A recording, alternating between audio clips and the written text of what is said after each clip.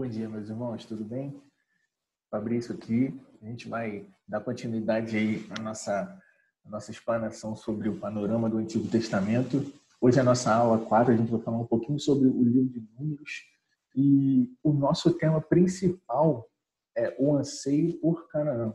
Por que os israelitas eles tinham esse anseio por Canaã? Por que eles buscaram tanto essa tal terra prometida? E quais foram os impactos durante a sua viagem, aquilo que aconteceu com a vida de cada um dos representantes ali da nação, de Moisés, de Arão, e o que Deus fez para que o plano dele fosse cumprido. Irmãos, é um prazer estar aqui com vocês nessa manhã. Para mim é um desafio muito grande, porque falar para um computador, falar para uma tela sozinho, não ter uma pessoa para interagir, para a gente estar olhando olho no olho, é muito difícil, muito complicado, mas é um enorme prazer poder compartilhar um pouquinho com vocês nessa manhã. Amém? Então vamos juntos. Eu espero que você aprenda muito com essa aula. Eu vou tentar ser muito breve, mas ao mesmo tempo a gente vai tentar fazer um panorama com a vida do povo de Israel e tentar trazer um pouquinho para a nossa realidade hoje, para aquilo que nós temos vivido durante esses dias aí de pandemia e aprender um pouquinho mais de Deus juntos. Amém? Vamos fazer uma oração para a gente começar a nossa aula? Senhor Deus, nós te agradecemos. Muito obrigado por essa manhã. Obrigado porque o Senhor sempre está conosco, mesmo em meio ao caos, e que com essa aula a gente possa aprender um pouquinho que o Senhor é o Deus da provisão, o Deus que está conosco a todo momento, meu Pai. Muito obrigado por tudo. Nos abençoe nessa manhã e que o Senhor fale aos nossos corações. Muito obrigado, meu Pai, em nome de Jesus. Amém. Vamos nessa, gente? Então, a nossa aula 4 é o anseio por Canaã. Então, vamos lá. Vou passar aqui. Uma breve introdução sobre o livro de Números, sobre o que estava acontecendo, qual era o panorama naquela região ali, o que eles estavam passando naquele tempo. Então vamos lá. Israel permaneceu acampado nas cercanias do Monte Sinai por aproximadamente um ano. Enquanto o povo de Deus estava ali, recebeu novas instruções, porque agora era uma nova nação. Espias foram enviados à terra de Canaã e com isso iniciou uma crise que culminou com o recebimento do veredito divino, que determinava o prolongamento daquela peregrinação.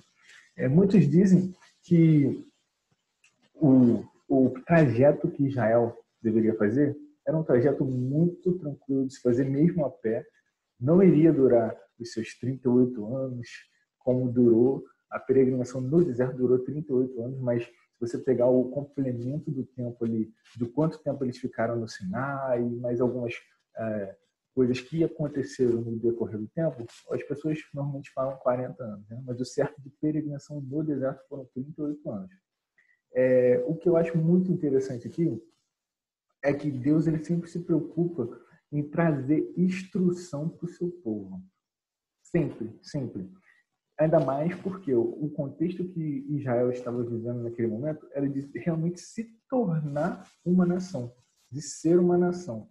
Então você imagina, você precisa, para ser uma nação hoje, se você olhar para os dias de hoje, o que uma nação ela tem? Uma nação ela tem governantes, uma nação ela tem leis, uma nação ela tem cargos bem definidos, ela tem uma estrutura social. Então Israel estava recebendo instruções, tanto sobre o que eles deveriam fazer através da vida de Moisés no âmbito religioso, espiritual, mas também estava sendo formada uma nação com lei, ética, com moral, sabe, com tudo aquilo que uma nação realmente precisa ter para ser estabelecida.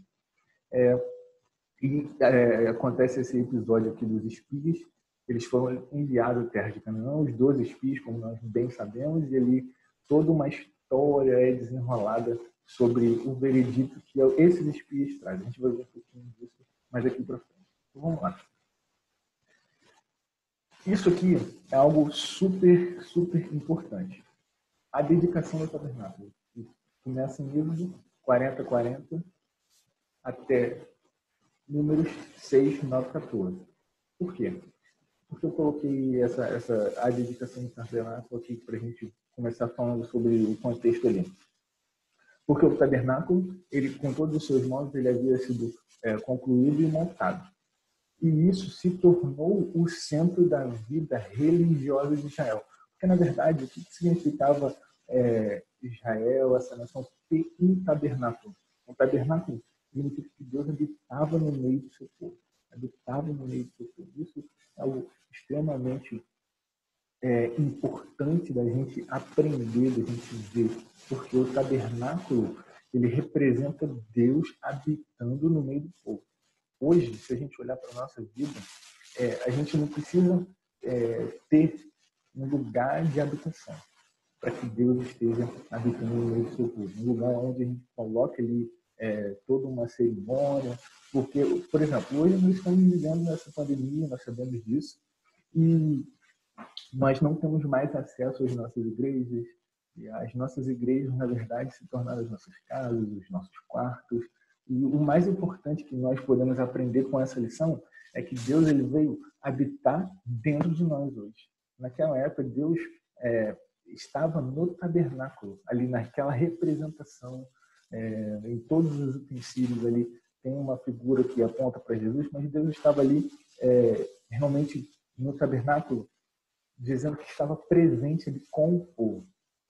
E isso é algo para a gente parar e fazer uma análise com a nossa vida.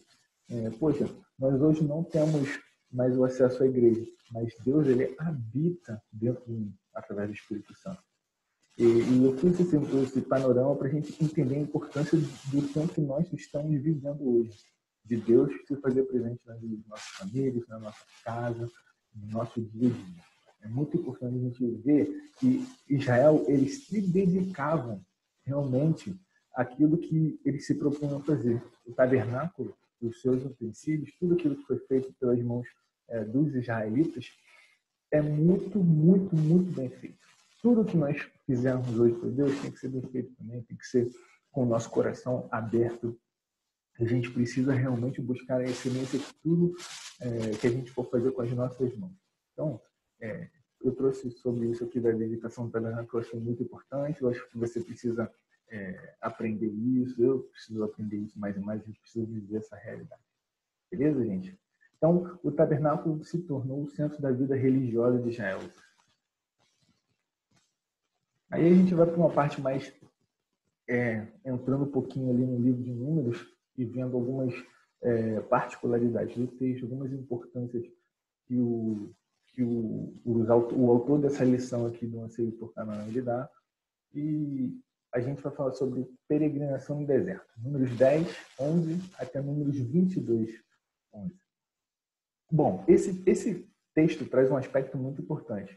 Ele traz um resumo da caminhada de Israel do Monte Sinai até as planícies de Moabe.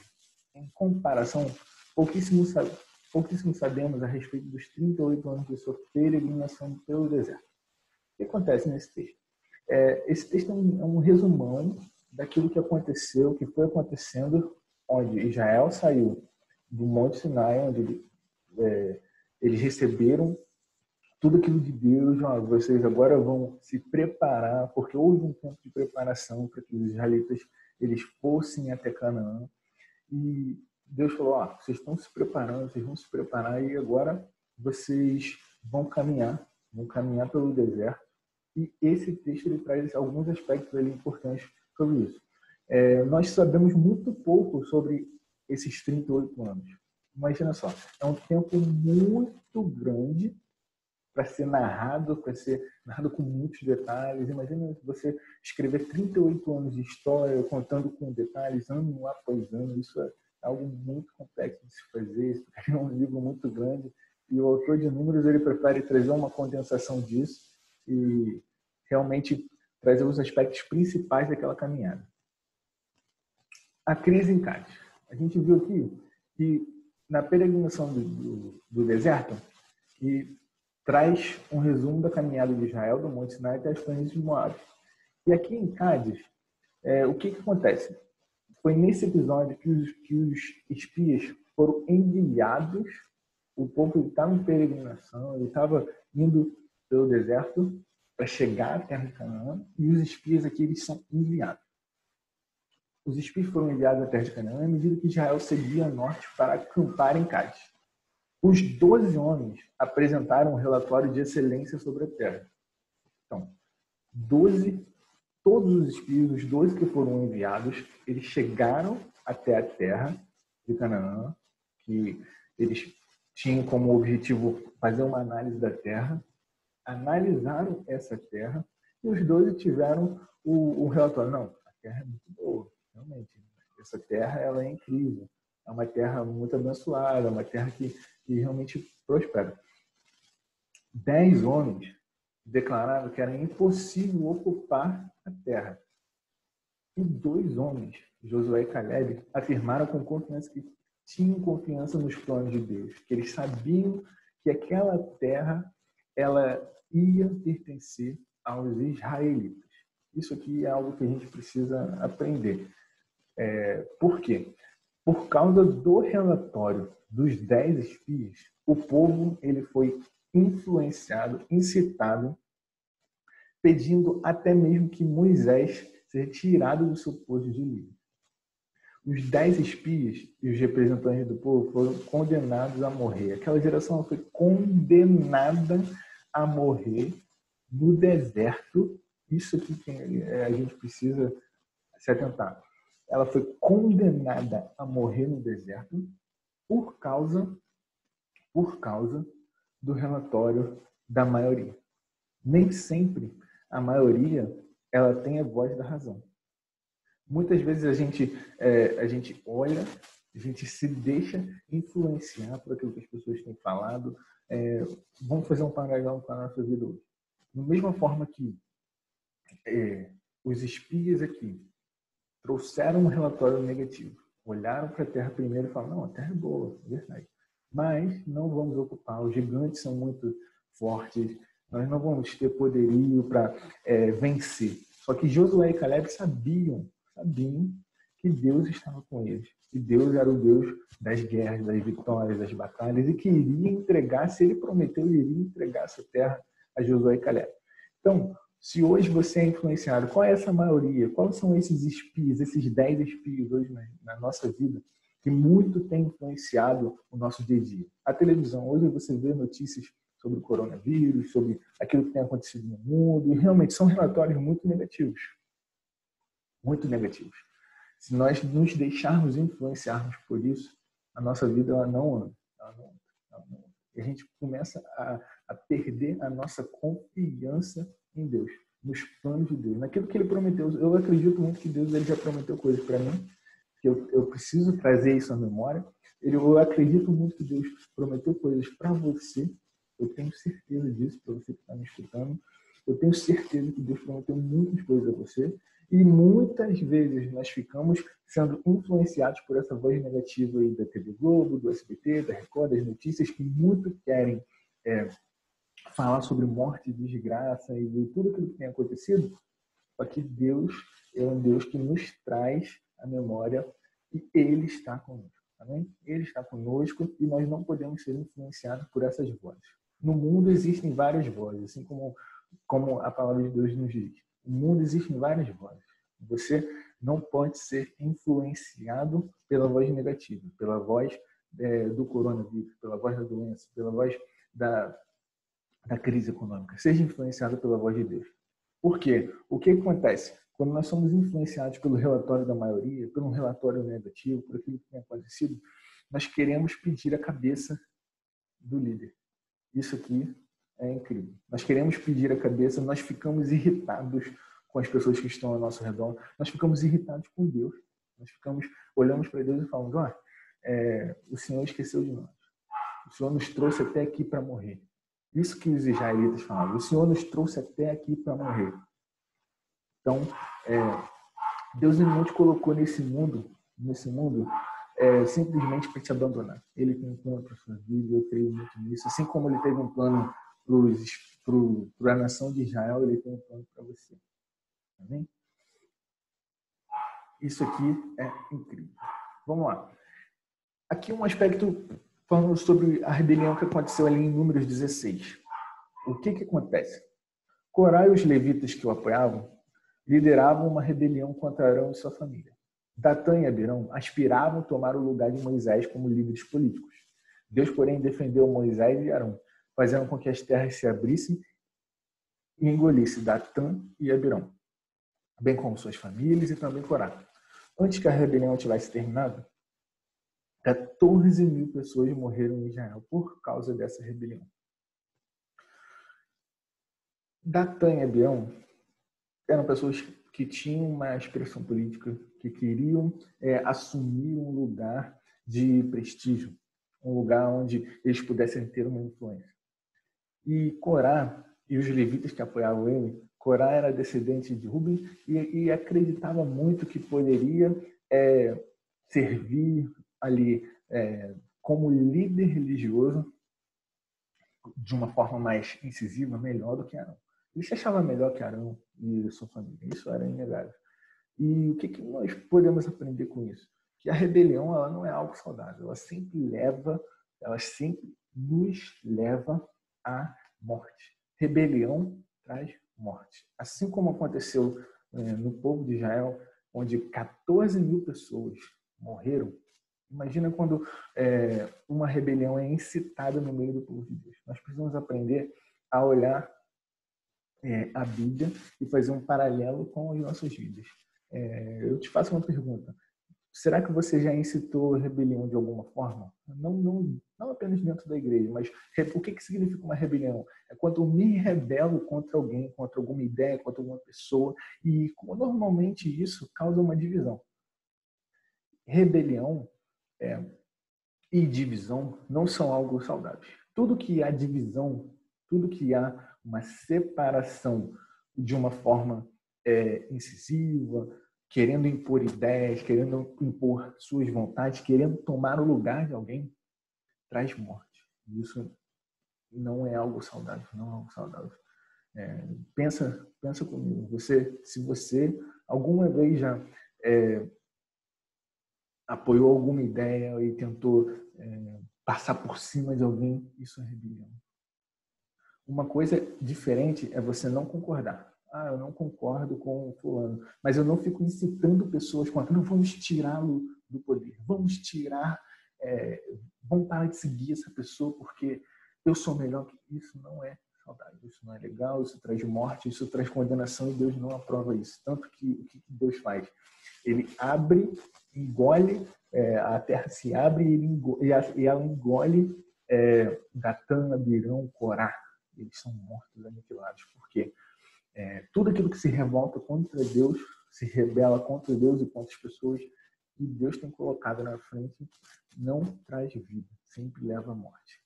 Claro, você pode pensar diferente. Você pode pensar diferente de um líder de nação, você pode pensar diferente em não apoiar algumas ideias, mas entenda que Deus tem colocado pessoas na liderança de igreja, na liderança política, e Deus, ele é Deus, ele vai fazer as coisas certas. A gente precisa ter a confiança de que as coisas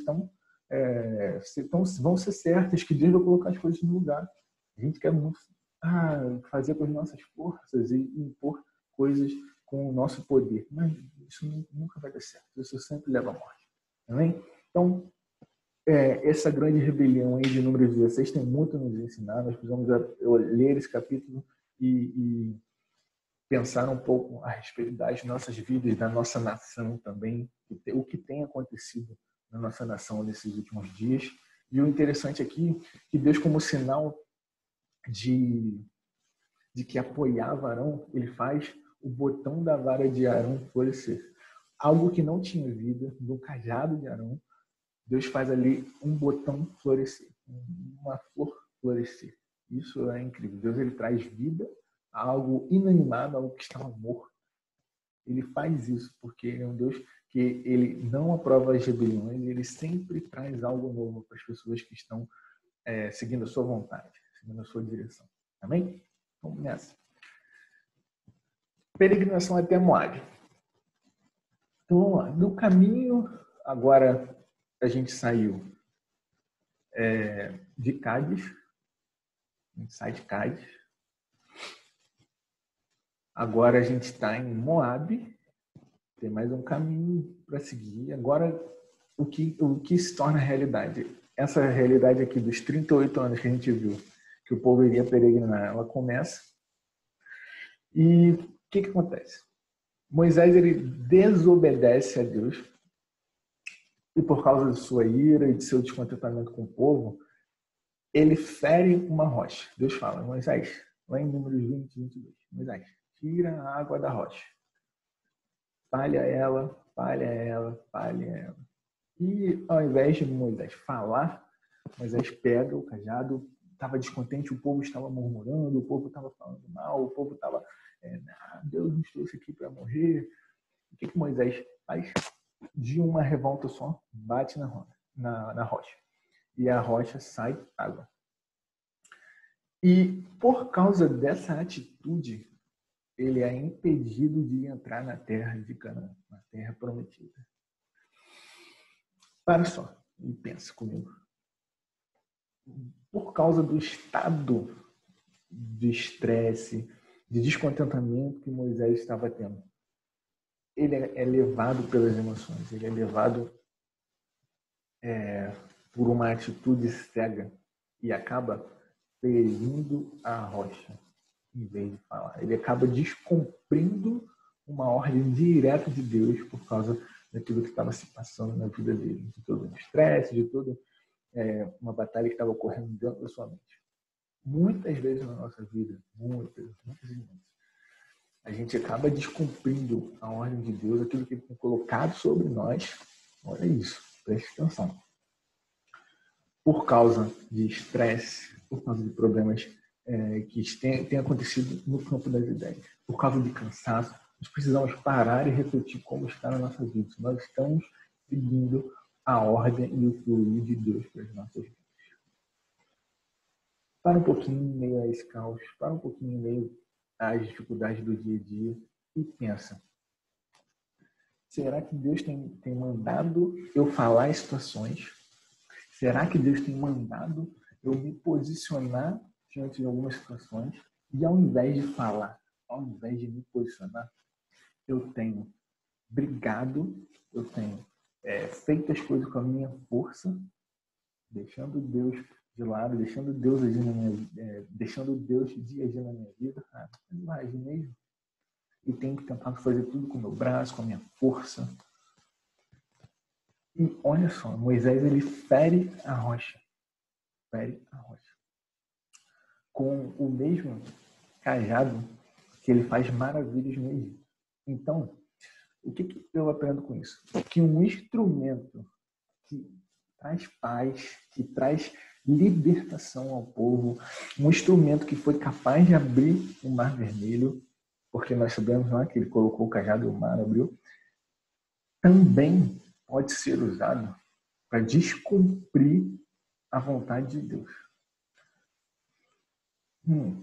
Então, o que eu aprendo? Pessoas, situações podem manipular e podem descumprir a ordem de Deus por causa de sua posição, por causa de status e por causa de estresse, de muitos problemas psicológicos que têm acontecido, por causa de murmuração, por causa de vozes que pessoas têm falado. Não, se posiciona assim, faz isso com fulano, é melhor. Então, pensa um pouquinho comigo, a gente precisa, certos momentos, parar e refletir nas nossas vidas o que tem acontecido. Isso aqui é muito interessante, esse próximo ponto nosso. Ó. No caminho, muitos israelitas foram mordidos por serpentes aprasadoras. No entanto, se aqueles que tivessem sido mordidos olhassem para a serpente de bronze erguida por Moisés, eles seriam curados. O que eu aprendo com isso? Isso é incrível, irmãos. É um apontamento, é algo profético que aponta para Jesus. Nós sabemos que o Antigo Testamento ele é composto de sombras, tipos e símbolos que apontam para o Novo Testamento. Aqui, essas serpentes abrasadoras falam de poderes malignos. Se você reparar lá no Novo Testamento, quando Deus diz para os seus discípulos através de Jesus ali, olha só, vocês terão poder para pisar em serpentes, tá? Aniquilar todo o poder de Satanás. Eu estou dando autoridade para vocês terem essa autoridade aqui na Terra e realmente cumprirem o meu plano. Essas serpentes falam sobre poderes malignos. Os israelitas estavam sendo picados. O que eles precisavam fazer? Eles precisavam olhar para a serpente de bronze. O que nós, hoje, cristãos, precisamos fazer para sermos salvos? O que antes de você se tornar um cristão, ou você precisa de alguma cura, ou você precisa de algum benefício daquilo que Jesus traz na sua vida? Você precisa olhar para a cruz. Da mesma forma que a serpente, isso está lá em João 3, da mesma forma que a serpente foi levantada no deserto, a serpente de bronze foi levantada, erguida no deserto, para que as pessoas olhassem para ela e trouxessem cura, Jesus foi levantado dentro de uma geração, para que eu e você recebamos cura, salvação, paz, alegria. E isso nos é dado gratuitamente. Amém? Nós somos transformados, curados, salvos por causa daquilo que ele fez. Porque ele foi levantado no madeiro. Se a serpente de bronze ela foi levantada ali com estacas, com toda a tecnologia da terra, Jesus foi levantado no madeiro, foi posto numa cruz. E nós olhamos para ele, para aquilo que ele fez, por causa do sacrifício dele, nós somos curados. Isso é algo incrível, esse apontamento aqui. Bem, gente, vamos lá. A gente está quase chegando ao nosso fim. Balaque e Balaão. Balaque, rei de Moabe, ficou perturbado com a presença dos israelitas, acampando ao norte de suas terras. Assim ele decidiu persuadir Balaão na esperança que o profeta o ajudasse a amaldiçoar Israel. Então, o que acontece aqui? Balaque é o rei de Moabe. Essa nação está acampada aqui perto das minhas terras. Ele ficou perturbadíssimo. E ele queria, de alguma forma, amaldiçoar Israel. E Balaão, o profeta, quando ele estava tentando amaldiçoar Israel, ele foi advertido por sua mula. A mula fala para ele, e também um anjo. E aí Balaão abençoa Israel 4 vezes. Isso é algo muito, essa reviravolta que Deus faz. Só que Balaão, por causa do seu conselho, daquilo que ele falou aos moabitas, daquilo que ele, do posicionamento que ele teve diante do povo, Números 31:16, os moabitas eles seduziram os israelitas, envolvendo-os em imoralidade e idolatria, o que trouxe julgamento sobre o povo. Balaão foi morto em uma batalha entre os israelitas e os midianitas. Então, o que acontece? Por causa da sua influência, por causa da sua posição, por causa daquilo que ele tinha como pessoa, por causa daquilo que foi ordenado a ele acabou colocando sugestões, ideias para que os moabitas eles envolvessem o povo em imoralidade e idolatria. Isso acabou trazendo julgamento sobre a nação. Então, mais uma vez, quando a gente deixa ser influenciado por outras vozes sem ser aquela que é de Deus, e nós sabemos que é de Deus quando nos traz paz, nos traz direção, nos traz sustento, isso traz um julgamento sobre a nação. E isso, na nossa casa, na nossa vida, na nossa família, a gente precisa aprender a dar ouvidos à voz de Deus. Aqui a gente está chegando ao encerramento aqui de Números e tem algumas coisas que a gente precisa aprender com isso. Moisés ele era um líder político. Moisés ele era um líder muito, como é que se diz? Muito influente na nação. Ele provavelmente, segundo aquilo que nós estudamos, segundo aquilo que ajuda cada um de nós, Moisés ele escreveu o Pentateuco, os 5 primeiros livros da Bíblia.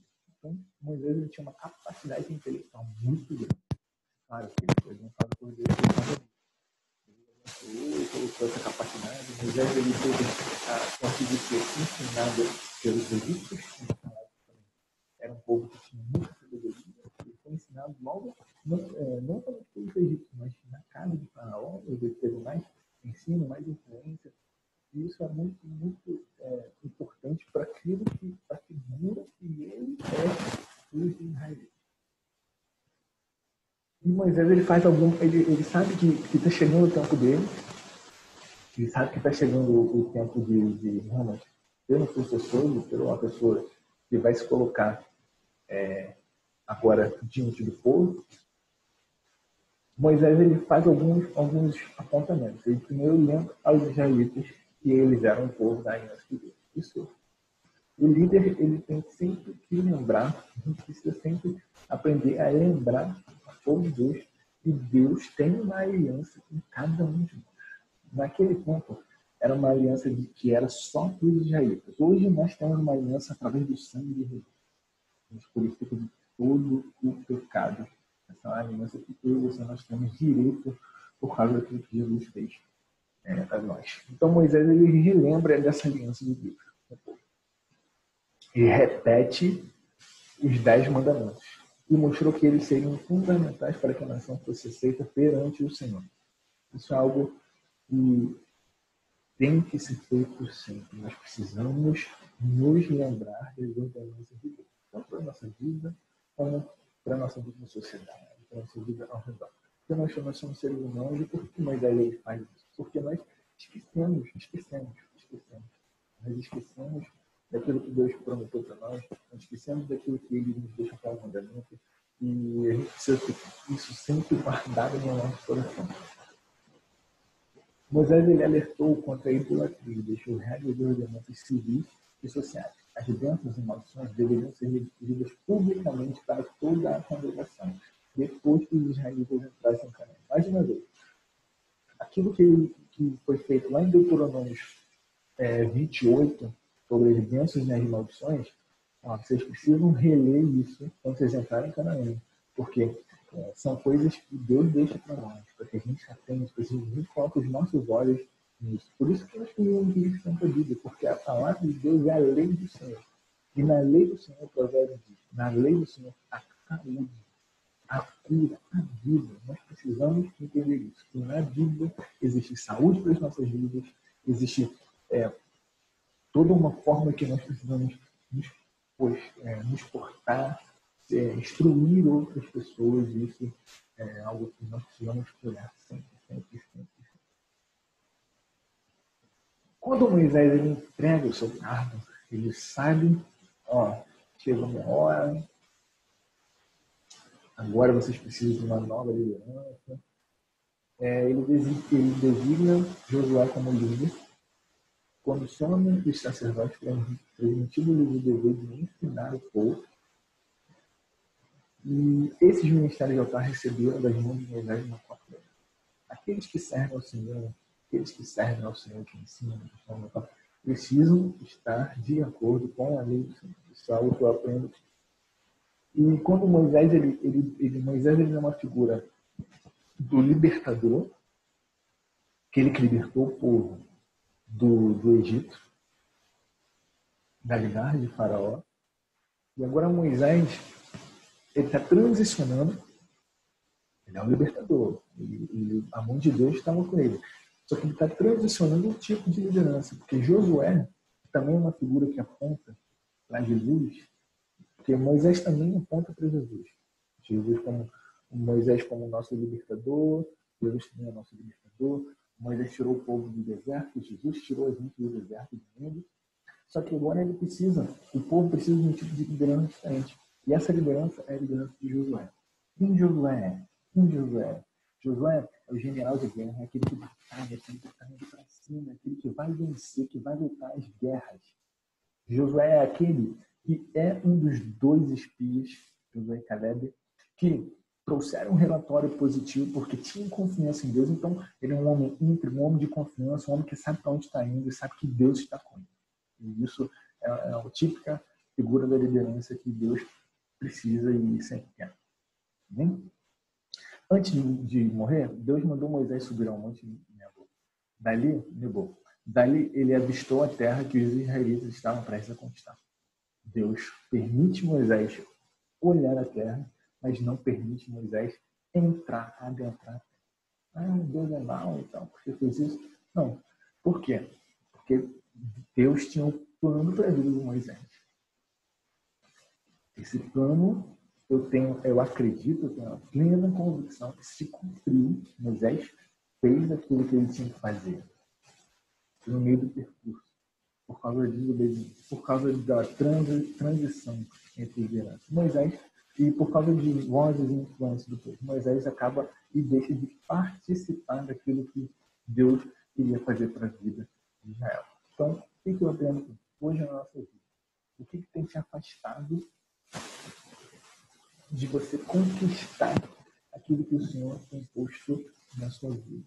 Os sonhos, os planos, os desígnios de Deus que Ele colocou em cada um dos nossos corações. Eu não quero apenas visitar a terra. Eu quero entrar na terra. Eu quero entrar em Canaã, desfrutar daquilo que Deus tem para mim. E para eu desfrutar, eu preciso estar ouvindo a voz de Deus por assim. E aprender a me posicionar. Porque o que fez com que Moisés não entrasse na terra foi um posicionamento errado. Um posicionamento errado faz com que eu não desfrute daquilo que o Senhor tem para mim. Amém? Bom, a gente está encerrando aqui. Espero que essa aula te abençoe. Para mim é muito difícil falar para mim mesmo, mas eu espero que Deus possa acrescentar um pouco mais aí da sua vida. Eu não quis trazer algo muito complexo, com muitos pontos, porque o número é muito rico, tem muitas coisas que a gente fala, mas eu queria que você entendesse. Como prometido, aquilo que Deus prometeu para Israel, hoje, o que Deus tem prometido para mim para você? Colocou muitas coisas no nosso coração. E para a gente desfrutar